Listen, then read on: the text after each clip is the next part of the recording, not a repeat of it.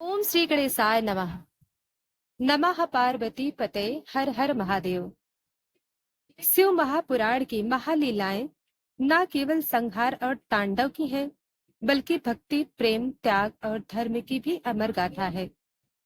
जब अधर्म बढ़ा, तब शिव ने कभी वीरभद्र बनकर न्याय किया, कभी भिक्षाटन बनकर ब्रह्मा का अहंकार तोड़ा, और जब राक्षसों ने त्रिलोक पर अधिकार करना चाहा, तब त्रिपुरांतक बनकर तीनों पुरों का अंत कर दिया।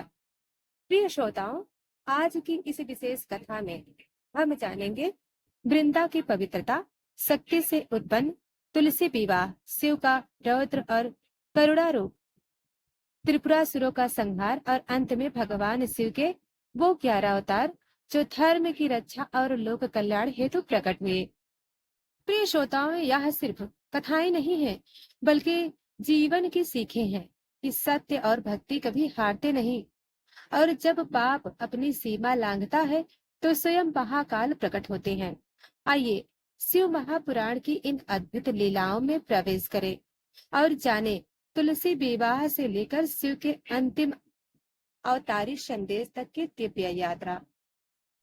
वृंदार का पतिव्रता तुलसी या समार्च्यते त्रिपुरम या कृपायुक्तो बाणे नयो विनाशयत् वीरभद्रम भिक्षुरूपम योगिनम काल भैरवम नमामि शंकरम देवम लीलावंत महेश्वरम।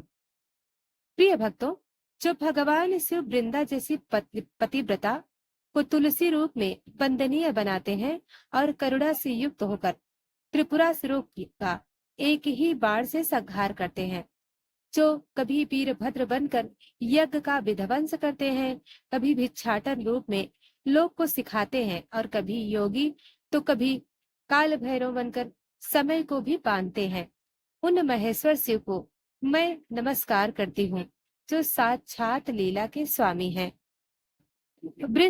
वृंदार का पतिव्रता तुलसी या समार्च्यते। प्रिय भक्तों, इस दिव्य श्लोक में वर्णित है वे सब रूप जिनमें भगवान शिव ने अपने भक्तों, देवताओं और इस ब्रह्मांड की रक्षा के लिए विविध रूपों में लीला की है।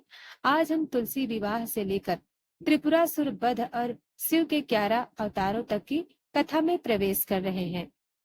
प्रिय श्रोताओं, इसके पहले वीडियो को लाइक और चैनल को सब्सक्राइब करें, बेल आइकन को जरूर दबाएं ताकि हमारी हर भक्ति वीडियो आप तक पहुंच सके। आइए कथा को श्रवण करते हैं। जलंधर का जन्म, उत्पत्ति। एक बार जब भगवान शिव ने तीसरा नेत्र खोला और समुद्र को देखा, तब उनके तेज से समुद्र से एक तेजस्वी पुरुष उत्पन्न हुआ। उनका नाम था जलंधर। वह समुद्र का पुत्र कहलाया और बचपन से ही उसमें बड़े उच्च विचार, शक्ति और तप था। लेकिन जैसे जैसे वह बड़ा हुआ, उसमें अहंकार और सत्ता पाने की इच्छा बढ़ती गई। उसने अनेक तपस्याएं की और ब्रह्मा जी से वरदान प्राप्त किया कि उसे कोई देवता मार ना सके। जलंधर ने वृंदा नामक एक पतिव्रता और परम साध्वी कन्या से विवाह किया। वृंदा भगवान विष्णु की भक्त थी और बहुत ही सती साध्वी थी। उसकी पतिव्रता शक्ति के कारण जलंधर को कोई पराजित नहीं कर पा रहा था। देवताओं ने जब शिव जी से सहायता मांगी तो शिव जी ने जलंधर से युद्ध किया।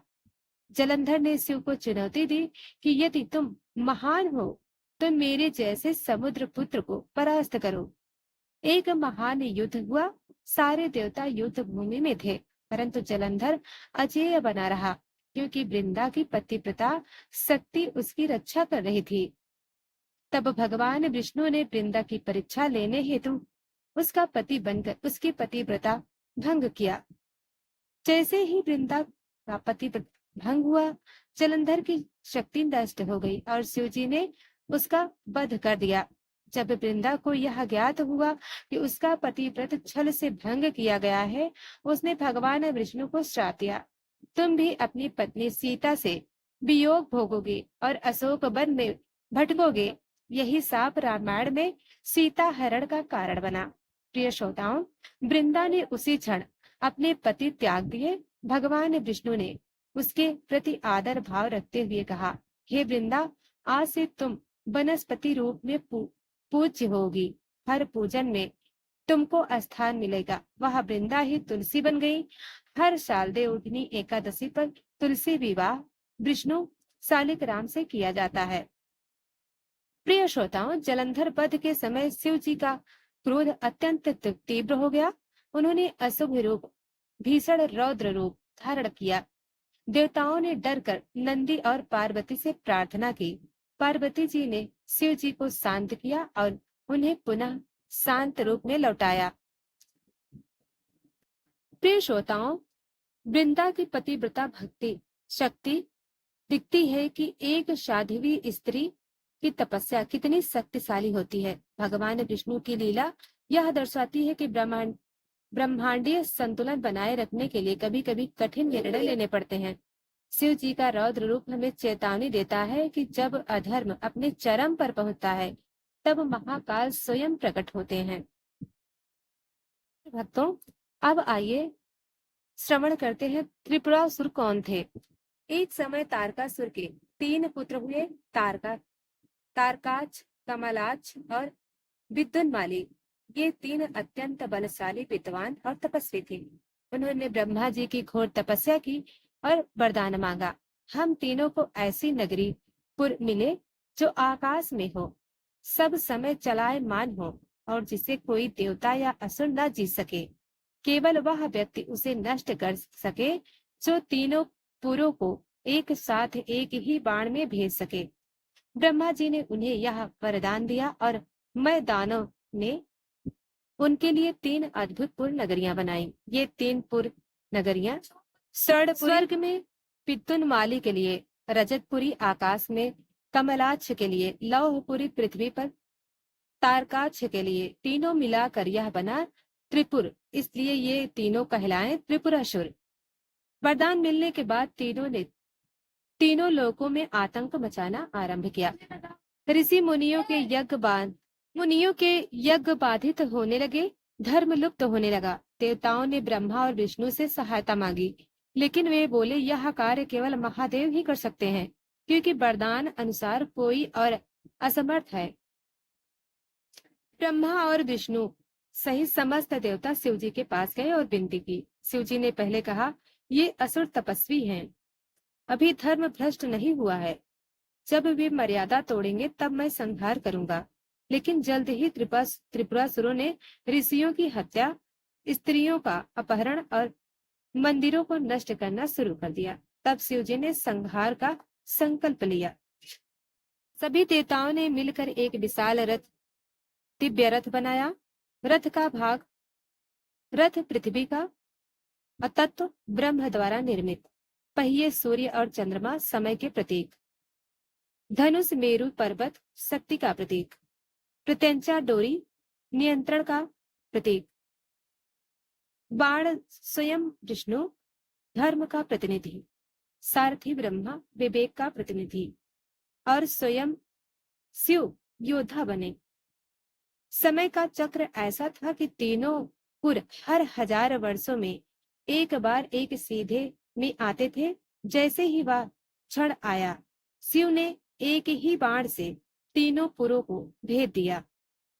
त्रिपुरासुर की महानगरी जलकर भस्म हो गई। यह दृश्य इतना अद्भुत था कि सभी देवता महादेव की जय बोल उठे।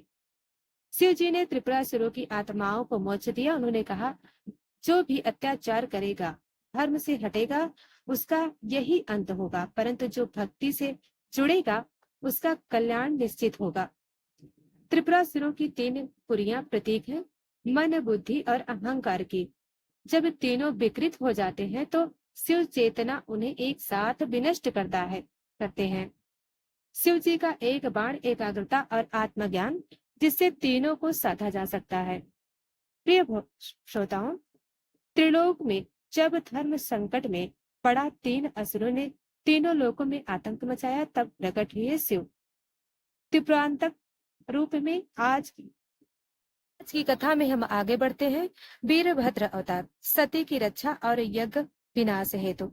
जब दक्ष ने शिव का अपमान किया और सती ने अपने अपमान के आग में कूदकर देह त्यागी, तब शिव ने अपने केसों से वीरभद्र को उत्पन्न किया।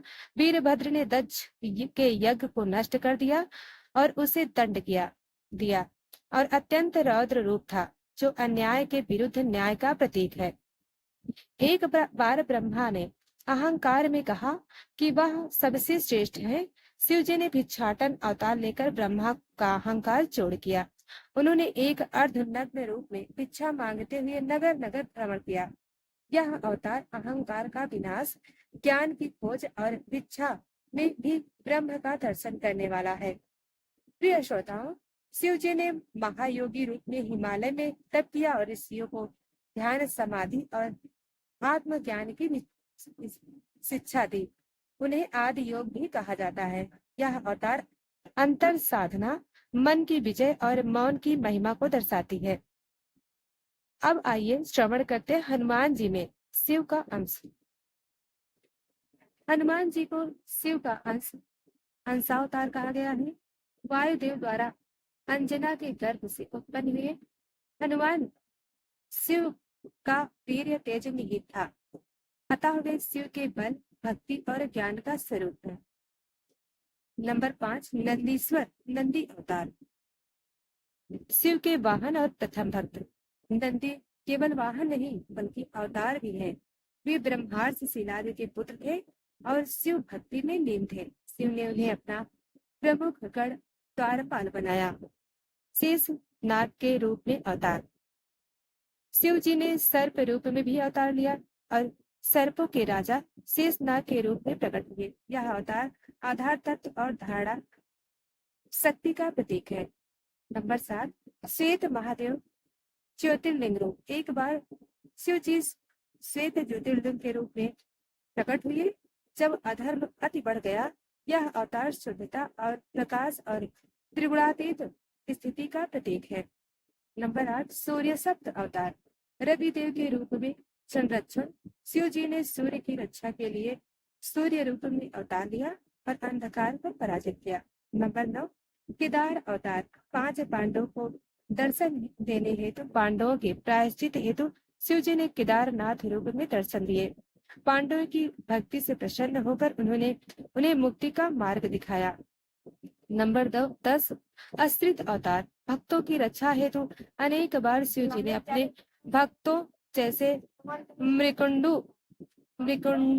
ऋषि, उपमन्यु मार्कंडेय आदि की रक्षा हेतु जब ब्रह्मा ने रूप में अवतार लिया। नंबर 11, काल भैरव अवतार। समय और मृत्यु के स्वामी। यह रूप न्याय, कर्म फल और मृत्यु का मर्यादा का प्रतीक है।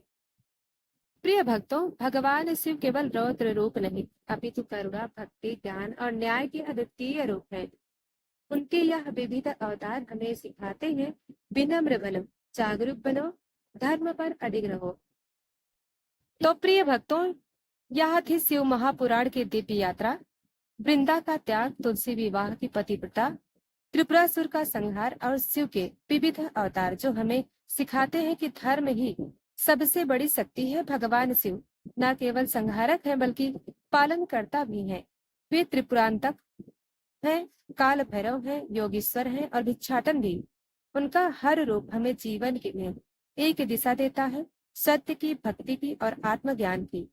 अगर आपको यह एक वीडियो पसंद आई हो तो लाइक करें, सब्सक्राइब करें और कमेंट में हर हर महादेव जरूर लिखें। अगली बार हम लेकर आएंगे शिव के अन्य रहस्यमयी संवाद और लीलाएं। तब तक के लिए